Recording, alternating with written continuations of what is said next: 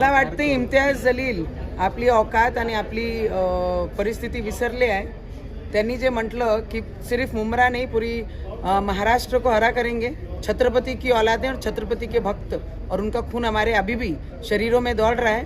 तुम नहीं, तुम्हारे 7 पीढ़ियां ऊपर से नीचे आए तो वो भी हरा नहीं कर पाएंगे महाराष्ट्र को।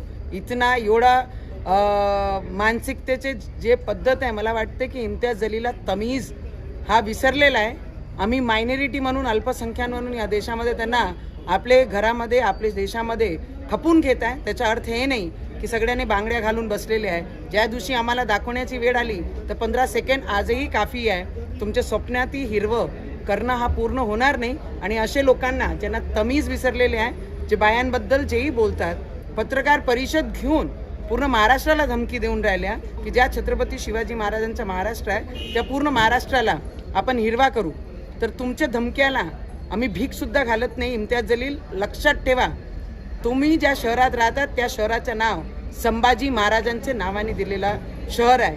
आणि तुम्ही जर बदतमीजी सोडली नाही आणि महिलाबद्दल आणि या महाराष्ट्राबद्दल अशब्द बोलणं सोडलं नाही तर तुम्हाला या पूर्ण महाराष्ट्रामध्ये, जिल्ह्यामध्ये हिंडण्यासाठी किती त्रास होईल तुम्ही लक्षात आणून घ्या एकदा त्याचं। जर एक ही जगह तुम जिले में घूम पाए, मेरा नाम भी नवनीत राणा नहीं, तमीज में रहकर अपने काम करो और जहाँ पे हैं वहाँ पर अपनी औकात में रहो। त्यांनी असं म्हटलंय की MIM शिवाय काहीच तुम्हाला दिसत नाही असं त्यांनी म्हटलेलं आहे। दुसरीकडे हिंदुस्थान काही हुंड्यामध्ये आले का अशी त्यांनी टीका तुमच्यावर खालच्या भाषेत टीका केली। त्यांनी म्हटलं की दहेजमध्ये हिंदुस्थान मिळालं का अशी देखील टीका त्यांनी केलेली आहे। तुमको दिया है क्या दहेज में?